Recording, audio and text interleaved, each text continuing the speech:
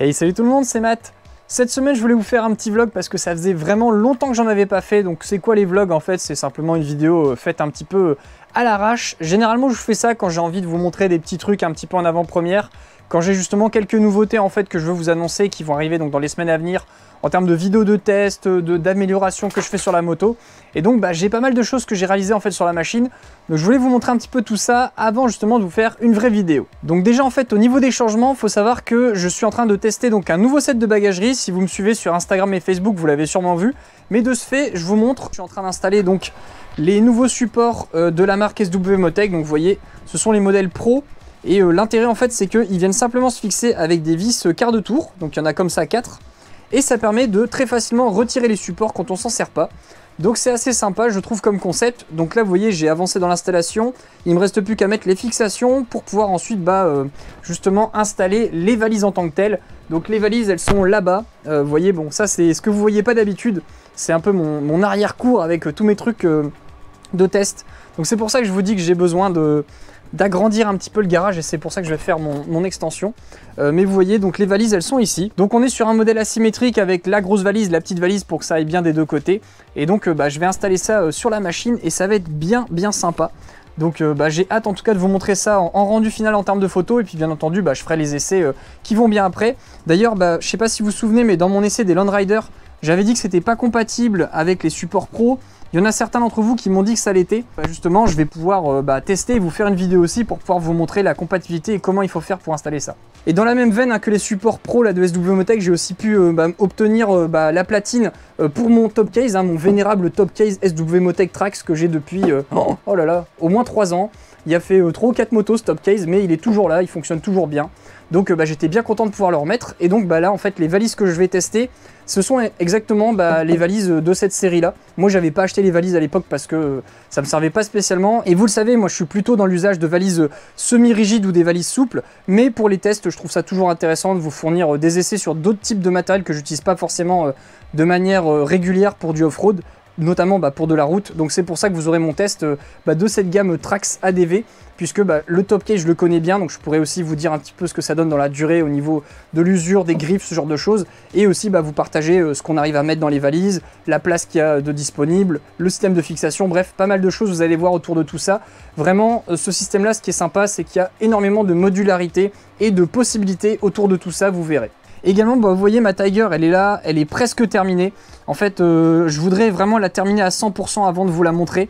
Et donc j'ai encore une petite pièce que je suis en train de développer moi-même. Parce qu'il faut savoir que sur cette moto, j'ai fait pas mal de modifs où j'ai inventé des pièces. C'est-à-dire que par exemple, vous voyez, ici on a des protections de fourreau de fourche de KTM 790 Adventure. Et derrière, le système d'adaptateur, c'est une pièce que j'ai designée moi-même en 3D, que j'ai imprimée avec mon imprimante. Et ça m'a permis comme ça de réaliser ça. Pareil, vous voyez le garde-boue ici, c'est le garde-boue Polysport que j'aime bien installer sur mes machines. Et vous voyez le système d'adaptation ici, qui est juste là.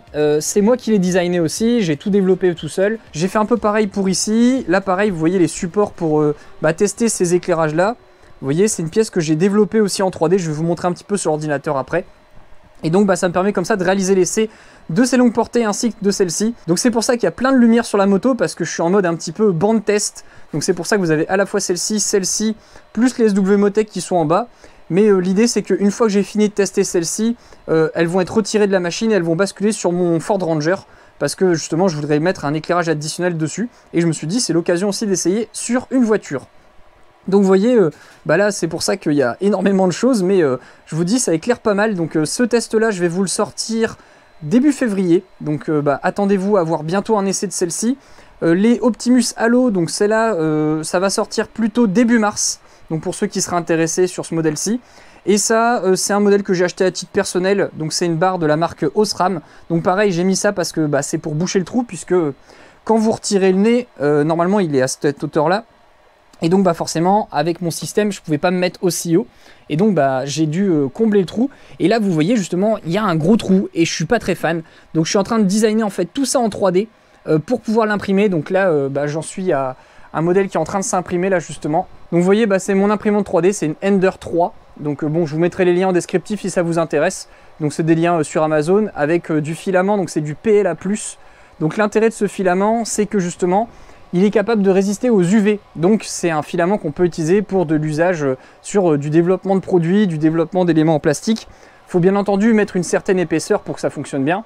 Et là la pièce est très grosse, donc il y en a pour environ 2h30, 3h d'impression facile. Et ce qui est terrible, c'est que si c'est pas bon, je dois tout remodifier, tout réimprimer et réattendre en fait plusieurs heures le temps que ça s'imprime. Donc c'est toujours un petit peu long cette étape de prototypage, mais ça me permet comme ça de faire des pièces vraiment adaptées à ce que je veux faire. Donc vous voyez, ça c'est un peu la pièce là que je suis en train de développer.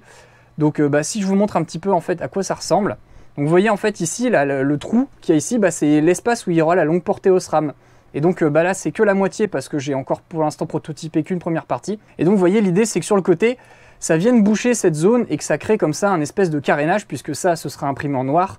Je vais remettre un covering dessus et ça va être comme ça assez sympa au niveau design et style, et ça va donner vraiment un aspect très intégré. Donc là vous voyez la version finale, mais si je vous débloque en fait le fichier, parce que en fait c'est un ensemble de plein de blocs, vous voyez c'est ce que j'ai designé avec des effacements, des additions, des modules un petit peu dans tous les sens, et en fait après on vient tout assembler, et c'est ce qui fait justement l'élément final qui est ici.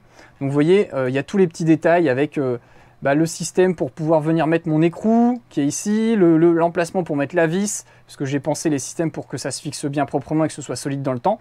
Et une fois que ça c'est fait, je télécharge le fichier, je le bascule dans mon logiciel qui permet de transformer ce fichier 3D en fichier pour l'imprimante 3D. Et là donc je viens dire en fait le niveau que je veux de remplissage. Donc là comme je suis sur un prototype, je vais le remplir très peu pour justement économiser mon filament. Et je le remplirai vraiment à fond quand je serai sûr que la version finale sera bonne. Mais rien que là, vous voyez, la première version, j'en ai pour facile 8 heures d'impression. Donc c'est très long, donc à chaque fois, ça prend plusieurs jours. Et ça, vous voyez, ce design-là, je l'ai fait en à peu près 8 heures, donc 2 soirées complètes. Et pour bosser, il n'y a pas 36 solutions, hein, vous voyez, c'est le pied à coulisses électronique, le réglé, un système d'angles pour calculer des angles de manière précise, du carton et des tests et des tests et des tests. Donc voilà, donc j'ai comme ça fait plein de pièces prototypées. Donc si vous voulez, je vous montre un petit peu tout ce que j'ai designé. Je vous détaillerai ça plus précisément, tout ce que j'ai fait dans la vidéo où je vous présenterai en détail ma Tiger 900. Mais voilà, en gros, pour vous montrer, donc vous voyez, ça ce sont toutes les pièces que j'ai bossées. Donc ça, vous voyez, c'est le système d'adaptateur que j'ai créé là pour fixer mon garde-boue haut. Là, ça c'est pour fixer la fixation de durite sur le côté parce qu'il manque un élément. Ça, ce sont les rehausses et les braquettes donc, qui permettent de fixer les protections de fourche de 790 Adventure que j'ai designé aussi. Ça, c'est ce que j'ai développé pour pouvoir fixer en fait les gros éclairages Optimus sur la barre de fixation SW-Motec parce que ça passait pas. Donc j'ai créé en fait des entretoises pour que ça le rabaisse, histoire que j'ai assez de place. Ça, c'est un adaptateur allume-cigare pour avoir un vrai allume-cigare complet sur la Tiger que j'ai développé.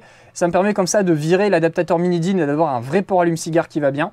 Ça, c'est un système qui me permet d'intégrer un capteur de témoin de pression de pneus qui n'est pas celui de Triumph. En fait, j'ai désactivé le modèle Triumph parce qu'il me gonflait, que ça m'indique tout le temps qu'il n'y a pas de pression en tout terrain. Donc je l'ai désactivé avec un boîtier spécifique et je me suis donc réinstallé un autre boîtier externe avec un petit écran en plus. Je suis plus à un écran près sur la moto. Et ça, vous voyez, ce sont les systèmes qui me permettent de fixer donc, les longues portées mini Dura. Donc vous voyez les modèles carrés là que je vous ai montré qui sont tout en haut de la machine et qui viennent donc se fixer à la place des déflecteurs. Et ça, vous voyez, c'est le prototype là que je suis en train de travailler actuellement pour justement qu'il n'y ait plus ce trou au niveau de la face avant. Donc voilà, pas mal de travail, c'est plusieurs dizaines de soirées que j'ai passé à créer toutes ces pièces en 3D, donc c'est beaucoup de boulot. Mais franchement, pour l'instant, je suis très content du résultat, ça rend super bien. Et j'ai trop hâte de vous montrer ça de manière un peu plus précise et propre, parce que là, forcément, vous voyez, c'est pas ultra clean, j'ai pas du tout fini en fait tout ce que je veux faire sur la moto. Et donc là, vous voyez, c'est toutes les installations que je suis en train de faire petit à petit sur la machine. Et voilà, donc vous voyez, ça c'est le petit écran là que j'ai rajouté pour avoir la pression des pneus. Je trouve ça mieux, ça, je peux tout calibrer, tout paramétrer pour dire à partir de combien j'ai plus de pression. Donc ça pareil, je vous mettrai les petits liens sur Amazon.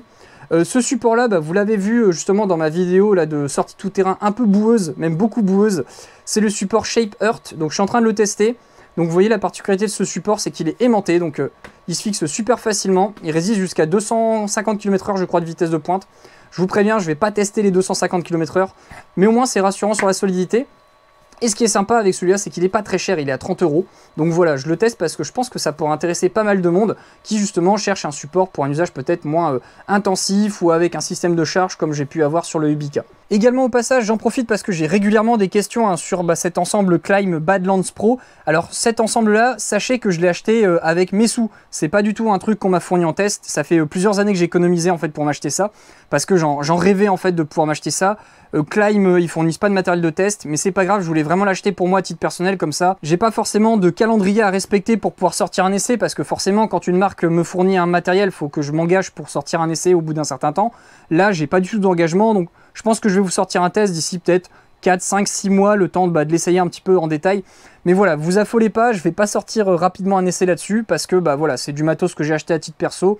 Je me suis fait un gros plaisir. Si vous me suivez sur YouTube depuis quelques années, vous savez que ça fait un paquet de temps que j'en parle parce que vraiment, je considère que c'est l'équipement qui correspond le plus à mon usage intensif où ça en prend plein la quiche, route, off-road, pluie, enfin bref, toutes les conditions. Donc pour l'instant, j'ai pas grand-chose à lui reprocher parce que heureusement, à ce niveau de prix, il n'y a pas beaucoup de défauts. Mais je pense qu'au bout d'un moment, je vais finir par titiller les petits détails, les petits trucs justement qu'il faut prendre en compte. Donc c'est pour ça que je prends mon temps pour l'essai afin de vous fournir vraiment un retour complet sur ce vêtement qui est assez hors norme en termes d'équipement technique. Donc voilà un petit peu pour tous les essais. Sinon, quoi d'autre à venir? Sachez que la semaine prochaine, je vais vous sortir le test donc, de la nouvelle version des gants chauffants Kais.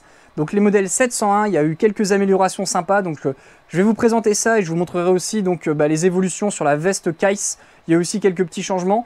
Donc je les ai reçus en test, donc comme ça je vais pouvoir vous donner un petit peu mon avis là-dessus. La semaine d'après, comme je vous le disais, ça va être la présentation des longues portées donc, de chez Vision X, qui sont ici. Donc ça va être aussi sympa. Après, je vous montrerai enfin ma Tiger complètement détaillée. Donc il y aura beaucoup de choses à vous montrer dessus parce que j'ai fait beaucoup de modifs depuis que je l'ai acheté.